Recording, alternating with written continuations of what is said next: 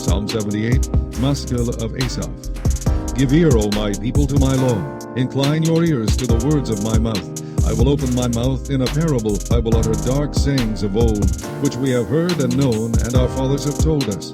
We will not hide them from their children, shewing to the generation to come the praises of the Lord, and his strength, and his wonderful works that he hath done. For he established a testimony in Jacob, and appointed a law in Israel, which he commanded our fathers, that they should make them known to their children, that the generation to come might know them, even the children which should be born, who should arise and declare them to their children, that they might set their hope in God, and not forget the works of God, but keep his commandments, and might not be as their fathers, a stubborn and rebellious generation, a generation that set not their heart aright, and whose spirit was not steadfast with God. The children of Ephraim, being armed and carrying bows, turned back in the day of battle. They kept not the covenant of God, and refused to walk in his law, and forgot his works and his wonders that he had shewed them. Marvelous things did he in the sight of their fathers, in the land of Egypt, in the field of Zoan. He divided the sea and caused them to pass through, and he made the waters to stand as an heap. In the daytime also he led them with a cloud, and all the night with a light of fire. He clave the rocks in the wilderness, and gave them drink as out of the great depths. He brought streams also out of the rock, and caused waters to run down like rivers. And they sinned yet more against him by provoking the Most High in the wilderness, and they tempted God in their heart by asking meat for their lust.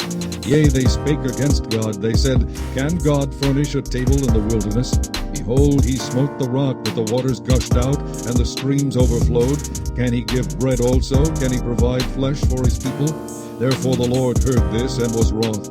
So a fire was kindled against Jacob, and anger also came up against Israel, because they believed not in God, and trusted not in his salvation.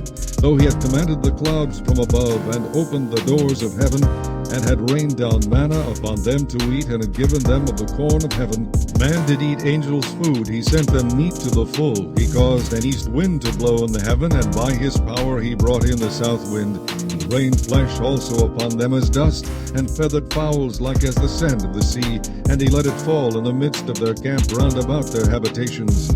So they did eat, and were well filled, for he gave them their own desire.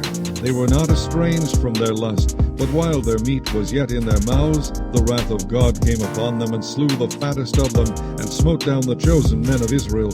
For all this they sinned still, and believed not for his wondrous works. Therefore their days did he consume in vanity, and their years in trouble. When he slew them, then they sought him, and they returned and inquired early after God. And they remembered that God was their rock, and the high God their Redeemer. Nevertheless they did flatter him with their mouth, and they lied unto him with their tongues. For their heart was not right with him, neither were they steadfast in his covenant. But he, being full of compassion, forgave their iniquity, and destroyed them not. Yea, many a time turned he his anger away, and did not stir up all his wrath. For he remembered that they were but flesh, a wind that passeth away, and cometh not again. How oft did they provoke him in the wilderness, and grieve him in the desert? Yea, they turned back and tempted God, and limited the Holy One of Israel. They remembered not his hand, nor the day when he delivered them from the enemy. How he had wrought his signs in Egypt, and his wonders in the field of Zoan, and had turned their rivers into blood, and their floods that they could not drink. He sent divers sorts of flies among them, which devoured them, and frogs, which destroyed them. He gave also their increase into the caterpillar, and their labor unto the locust. He destroyed their vines with hail, and their sycamore trees with frost. He gave up their cattle also to the hail, and their flocks to hot thunderbolts. He cast upon them the fierceness of his anger, wrath, and indignation, and trouble by sending evil angels among them. He made a way to his anger. He spared not their soul from death, but gave their life over to the pestilence, and smote all the firstborn in Egypt, the chief of their strength in the tabernacles of Ham, but made his own people to go forth like sheep, and guided them in the wilderness like a flock. And he led them on safely, so that they feared not, but the sea overwhelmed their enemies. And he brought them to the border of his sanctuary, even to this mountain which his right hand had purchased. He cast out the heathen also before them, and divided them an inheritance by line, and made the tribes of Israel to dwell in their tents. Yet they tempted and provoked the Most High God, and kept not his testimonies, but turned back and dealt unfaithfully like their fathers. They were turned aside like a deceitful bow, for they provoked him to anger with their high places, and moved him to jealousy with their graven images.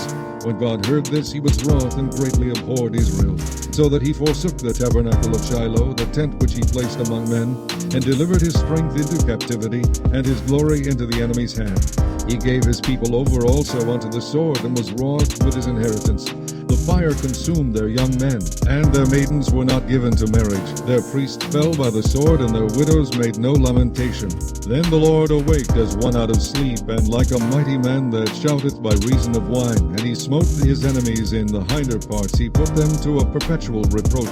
Moreover, he refused the tabernacle of Joseph, and chose not the tribe of Ephraim, but chose the tribe of Judah, the Mount Zion, which he loved.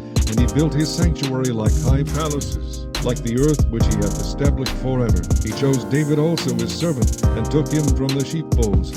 From following the ewes great with young, he brought him to feed Jacob his people, and Israel his inheritance. So he fed them according to the integrity of his heart, and guided them by the skillfulness of his hands.